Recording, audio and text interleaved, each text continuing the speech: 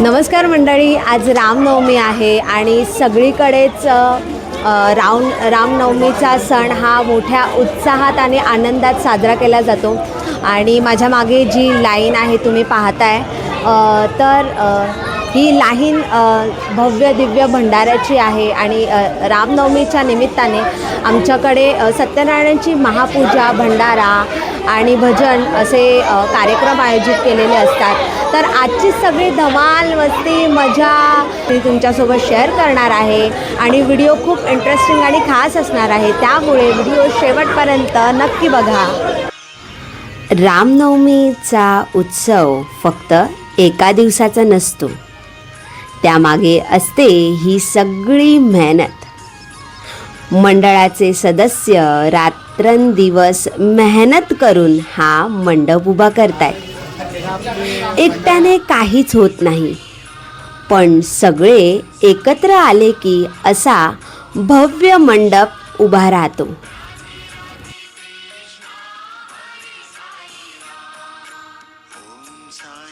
हा उत्सव फक्त आपल्या मेहनतीने नाही, तर अनेकांच्या सहकार्यामुळे शक्य झाला आहे। ज्यांनी आपापल्या परीने मदत केली त्यांचे मनापासून आभार।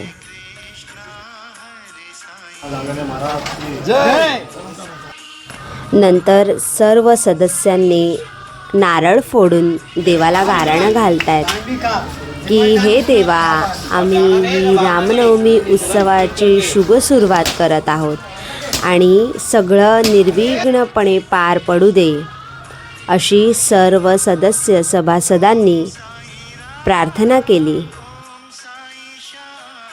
तिकडे मंडप तयार होतोय आणि दुसरीकडे महिलांचीही तयारी सुरू आहे।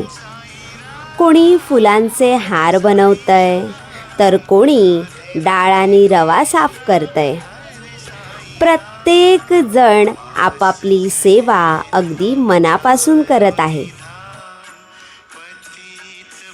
काम चालू आहे, पण हसू आणि आनंद पण तितकाच आहे। एक एक फूल जोडत ही माळ प्रेमाने तयार होते आणि दुसरीकडे ड्रायफ्रुट्स पण तयार होतात। काजू, बदाम कापण्याचं काम चालू आहे। प्रत्येक छोटी तयारी मनापासून केली जाते, कारण हा फक्त भंडारा नाही, तर ही सेवा आहे। फुलं असो किंवा ड्रायफ्रुट्स, प्रत्येक गोष्टीत भक्ती आणि प्रेम दिसते। हीच रामनवमी उत्सवाची खरी सुरुवात आहे।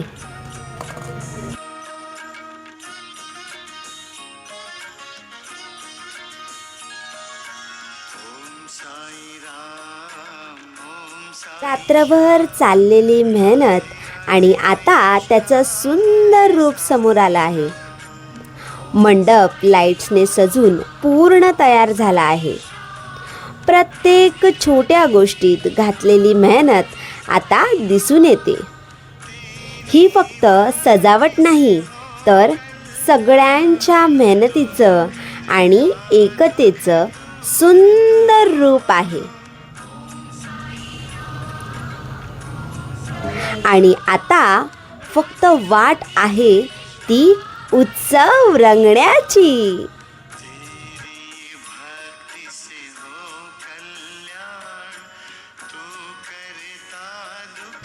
रात्र कधी संपली आणि कधी पहाट झाली खरंच कळलंच नाही। आणि बघता बघता दुसरा दिवस उगवला। भक्तीचा, सेवाभावाचा आणि साईंच्या कृपांचा दिवस।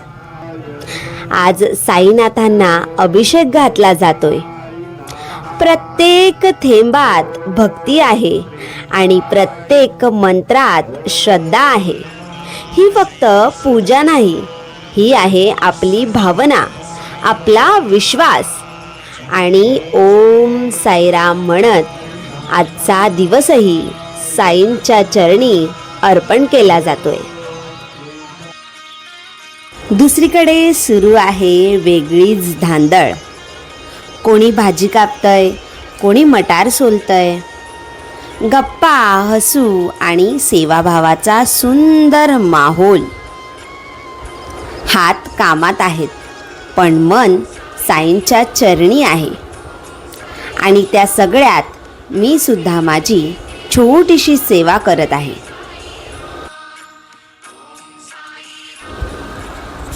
नंतर मंडळात वेगळीच धावपळ सुरू आहे. सदस्यांनी फुलांनी मखर सजवायला घेतला.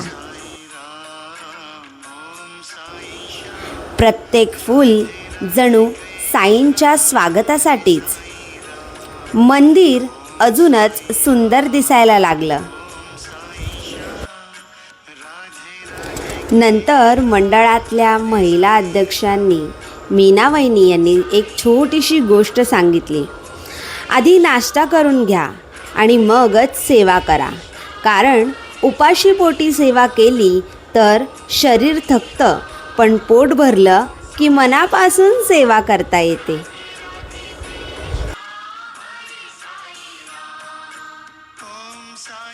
मग सगळेच नाश्ता करून पुन्हा सेवेत रमले. महिलांनी रांगोळी काढायला सुरुवात केली. अनिल सुकुम आणि सर्व पदाधिकारी रात्रंदिवस एक करून साई सेवेसाठी झटत होते. आणि प्रवेशद्वारावरची ही वेलकम रांगोळी प्रत्येकाचं मनापासून स्वागत करत होती. सेवा, समर्पण आणि प्रेम यामुळेच हा उत्सव खास बनला. मंडळात 2 वेळच्या जेवणाची सुंदर व्यवस्था केली आणि या उकाड्यात थंडगार ताकसुद्धा तयार होतं. सेवेने बनवलेलं जेवण आणि प्रेमानं दिलेला प्रत्येक घास सगळ्यांनी मनापासून आस्वाद घेतला. थकवा कुठेच जाणवला नाही, कारण इथे फक्त पोट भरत नाही तर मनही भरून जातं.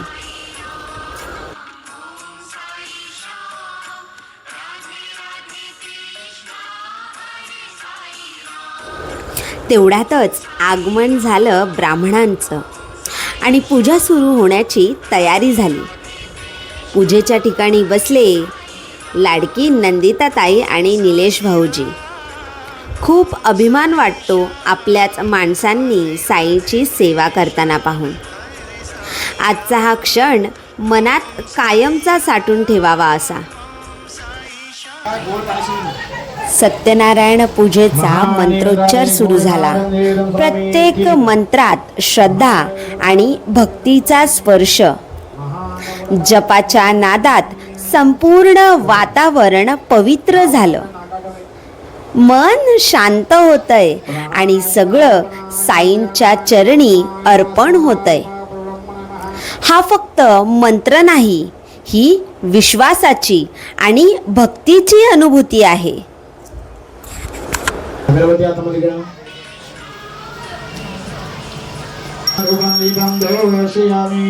नमस्कार करा, प्रार्थना बाजूला काढा.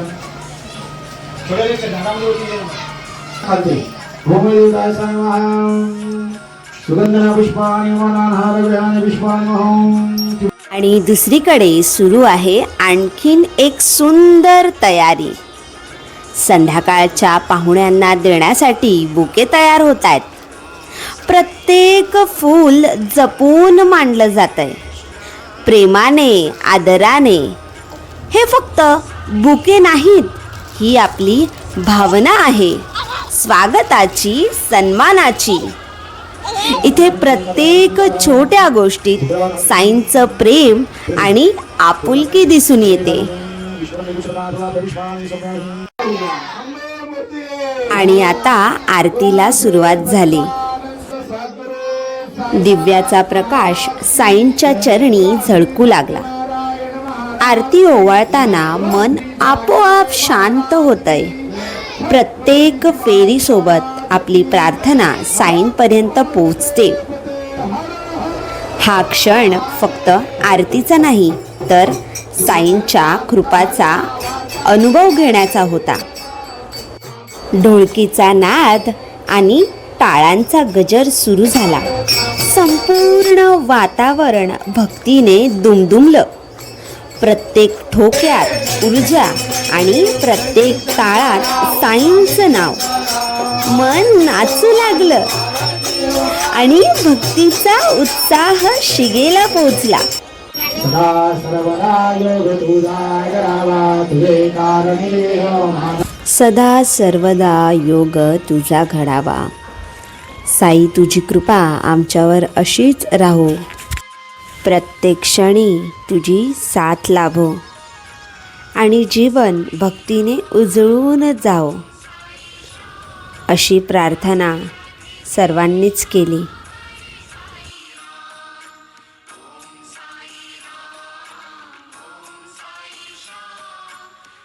माझे कोट्यान कोटी मोहेश्वरा तुझा कोटी ठिकाणी.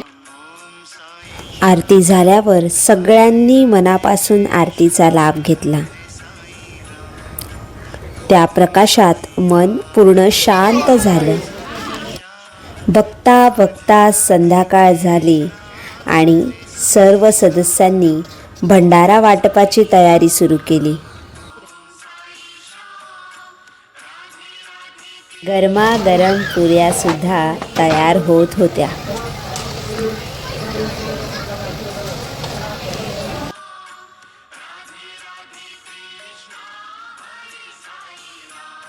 भंडारा घेण्यासाठी भाविकांची रांग लागली.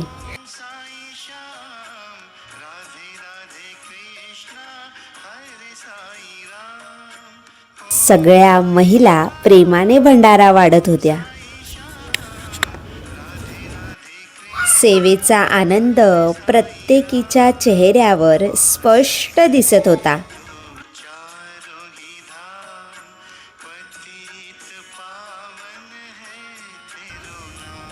नंतर सगळ्यांनीच तीर्थप्रसादाचा लाभ घेतला आणि पुन्हा भंडाऱ्यासाठी रांग लागली.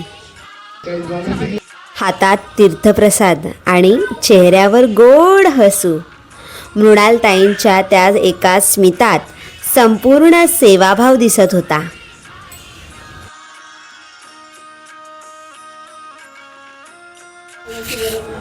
सगळे भाविक प्रेमाने भंडारा स्वीकारत होते आणि त्या प्रत्येक घासात भक्तीची गोडी होती.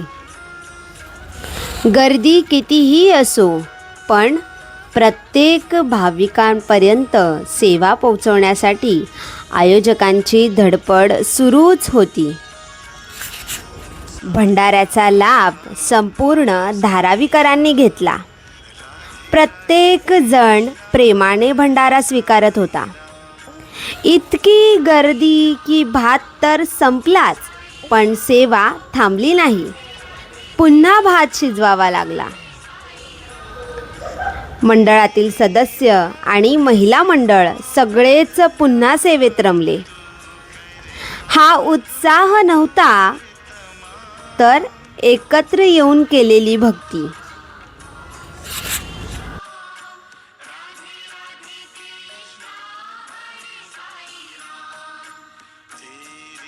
भक्तीचा हा प्रवास थेट पुढे सुरू राहिला. भांडी घासत असतानाही हात कामात होते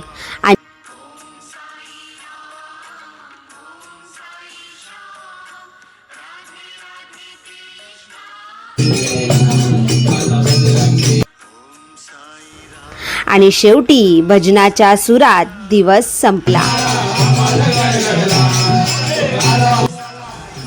हा फक्त उत्सव नव्हता, ही होती सेवा आणि साईंची कृपा. आणि अशा प्रकारे मी माझ्या माणसांसोबत साजरी केली रामनवमी. भक्ती, सेवा आणि आनंदाने भरलेला हा दिवस मनात कायमचा साठवून ठेवावा असा. साईंची कृपा अशीच राहू दे. तुमच्यापर्यंत ही भावना पोचली का? कॉमेंट करून नक्की सांगा. जय जय रामकृष्ण हरी. ओम साईराम.